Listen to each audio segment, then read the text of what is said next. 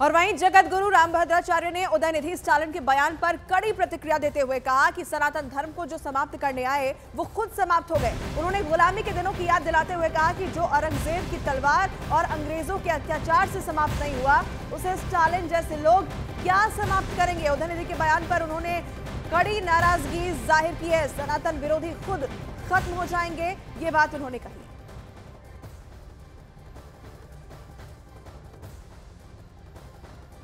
सनातन समाप्त वो होता है जिसका जन्म हो, तो सनातन धर्म तो स्वयं प्रभु है, उसका जन्म नहीं हुआ, वो परमात्मा का निश्वास भूत है। इसे मैं फिर कह रहा हूँ कि जो लोग सनातन धर्म को समाप्त करना चाहते हैं वे स्वयं समाप्त हो जाएंगे। सनातन धर्म समाप्त नहीं होगा, जो चंगेज खान की कटार से समाप्त नहीं हुआ, औरंगजेब की तलवार से समाप्त नहीं हुआ, अंग्रेजों के अत्याचार से समाप्त नहीं होगा, तो इनसे समाप्त होगा क्या?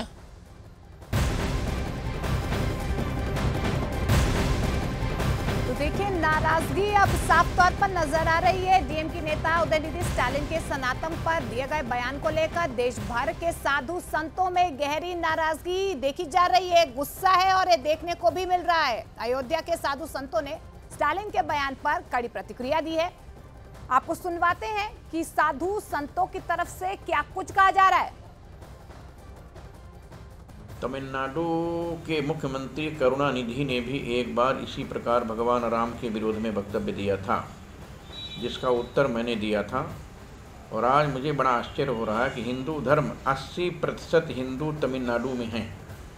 मैं कई बार तमिलनाडु गया हूँ। 80% हिंदुओं के बीच में, सनातन धर्मावलंबियों के बीच में इस प्रकार अधार्मिक व्यक्ति धर्म की निंदा करता है। मुझे ऐसा लगता है आगे आने वाले दिनों के चुनाव में कोई हिंदू ऐसे व्यक्ति को वोट नहीं देगा।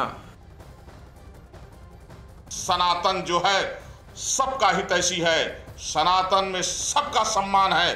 और जिस तरह डेंगू और मलेरिया की तरह सनातन का अपमान जिस तरह से इसने किया है, 24 घंटे के अंदर ये क्षमा मांग ले।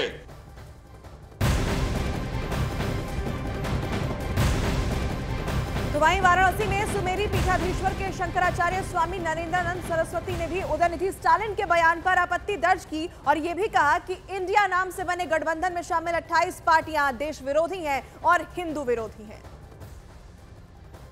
सनातन रावण कंस, गौरी गजनी, अंग्रेजों की जो तलवारें तोपों भालों से नष्ट नहीं हुआ, तो सेकुलरिज्म के नाम पर सनातन को खत्म, वो दिन दूर नहीं कि इसमें सब समाप्त होंगे, खत्म होंगे।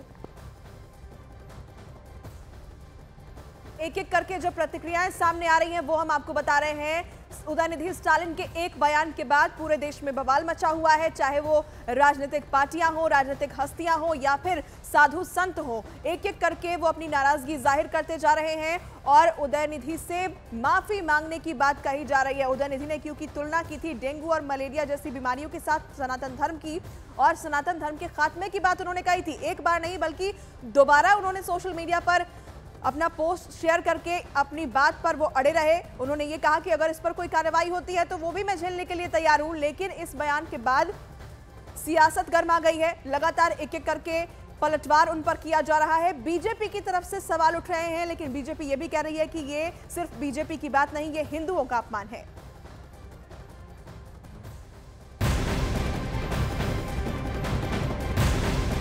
और केंद्रीय गृह मंत्री अमित शाह ने हिंदू धर्म पर जो विवादास्पद बयान यहां पर उदयनिधि की तरफ से दिया गया है, उस मुद्दे पर विपक्ष पर हमला बोला है।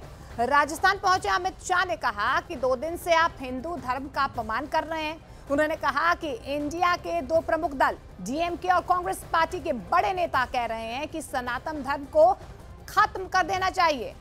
इन लोगों ने वोट बैंक और तुष्टीकरण की राजनीति करने के लिए हमारी संस्कृति का अपमान किया है। सत्ता आपको चाहिए, मगर किस कीमत पर सत्ता चाहिए?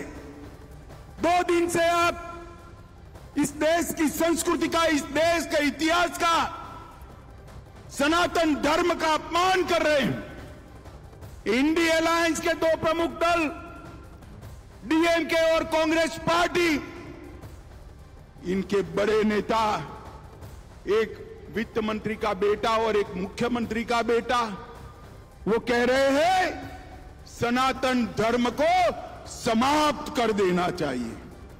मुझे बताओ भाई, सनातन धर्म को समाप्त करने के लिए आप तैयार हो क्या? अरे जोर से बोलो, तैयार हो क्या? माताएं बहनें भी बोले तैयार है क्या?